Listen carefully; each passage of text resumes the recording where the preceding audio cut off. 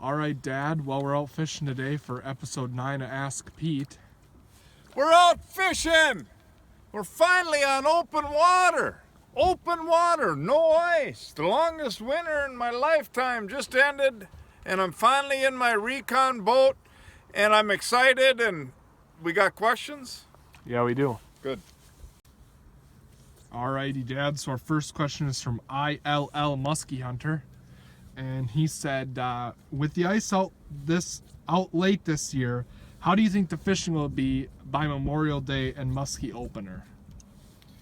Well, it's a tough one because you never know what the weather's going to do. But you know, to be real honest with you, I think it might be really good. I am confident that the muskies will be done spawning by then. I really believe that. I think it's somewhat of a water temperature thing. But I also think it's a time of the year thing that they're just tuned into spawning at a certain time of the year, length of days. So I think they're going to be basically done spawning. And the only difference may be in the patterning of the whole thing. There's probably not going to be as much weed growth as normal. So some of the weed spots that worked in previous years might not be looking as good. It's just going to be a matter of day-to-day patterning to a certain extent. You may have a wood or rock bite more if it's a shallow bite, and then you also, as I guess with any year, but one thing that you may see is an increased bite out in the open water, on the open water fishery. If there's not as much weeds, if a weed-dominant lake, for instance, gosh, I forgot to jig. I'm so excited about answering this question. But if there's less weed structure, there may be less forage in on the weeds early in the year, and therefore there may be a better suspended bite. But, you know, you just got to check stuff out, check the shallow structures, whatever they may be, and then also check that open water structure, keeping in mind that the fish will be suspended high out there. All right, Dad, and our next question is from Bernie Pogel, and he's asking, how did you get the Muskie Bug? How did I get the Muskie Bug? Gosh, that's an interesting one. If I really knew the answer, I guess I'd probably go back in time and avoid it because it's very addicting. I was addicted to fishing, period, as a young guy, and have fished all species then and still do now. But I guess it was just, the biggest, toothiest, hardest to catch fish that really got me hooked on it. For some reason, in my late teens, early 20s, I just took muskie on as a challenge.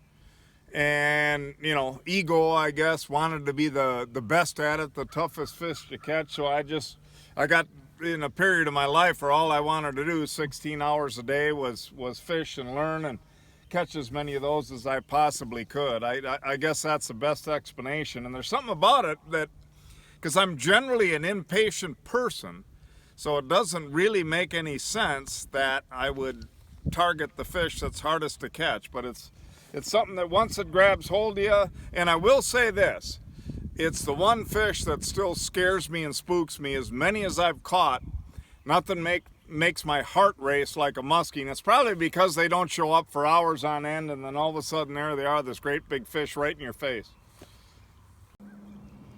All right, Dad, our next question is from Pistol Pete 651, and he asked, can you recommend any books or online sources about muskies, not just how to catch them, but the general knowledge of the species? Well, that's a tough one in a way because there's tons of stuff, and I don't know exactly what you're looking for. One of the best books I ever read, I guess it's more specifically about the Canadian Shield, was by Dick Pearson, and that was literally titled "Fishing on the Canadian Shield." But I would say that YouTube is probably these days one of the best sources. I mean, you can basically do a search and look. Now, obviously, my page, there's actually tons of informational stuff there, all with individual topics that you can check out. There's almost an endless amount of sources. I would say Muskie's First website has a lot of more current stuff as well. But depending on what you're looking for, also if you're you know, it sounds like the question's somewhat targeted to learning about the species itself. You may want to be doing some searches on DNR websites.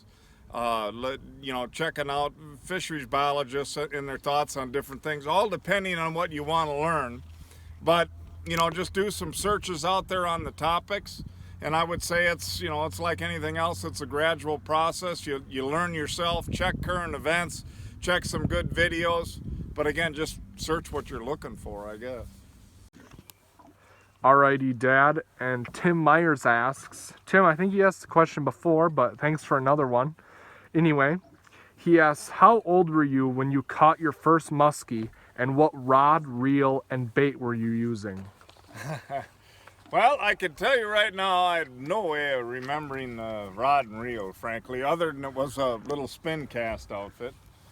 I do remember how old. I was 5, and I do remember the bait. And the bait was not a, I guess what you'd consider regular bait. I was fishing off the dock of my parents' resort. I was catching bluegills. I caught a bluegill, or hooked a bluegill, and lo and behold, this muskie came and grabbed the bluegill. And while I was fighting it with that spin outfit, you know, I couldn't put much pressure on it.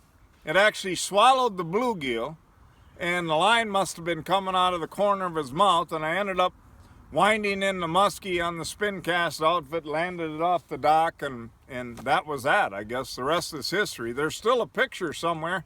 I think it's in one of those muskie suck books of me holding that muskie. That was my first one right off the dock. Alrighty, Dad. Well, that's the end of episode 9 of Ask Pete. So I guess we'll just quit filming and try and catch some fish now. Oh, we quit filming. Okay, yeah, that'd be good, son. You may want to join me and catch a fish. Right. Remember, you guys, like this video, leave your questions down below, and please leave your questions down below. We love them. We want them to keep coming. We want more questions. We need more questions. And subscribe if you haven't for daily updates. All right. That's Okay. about right. All right.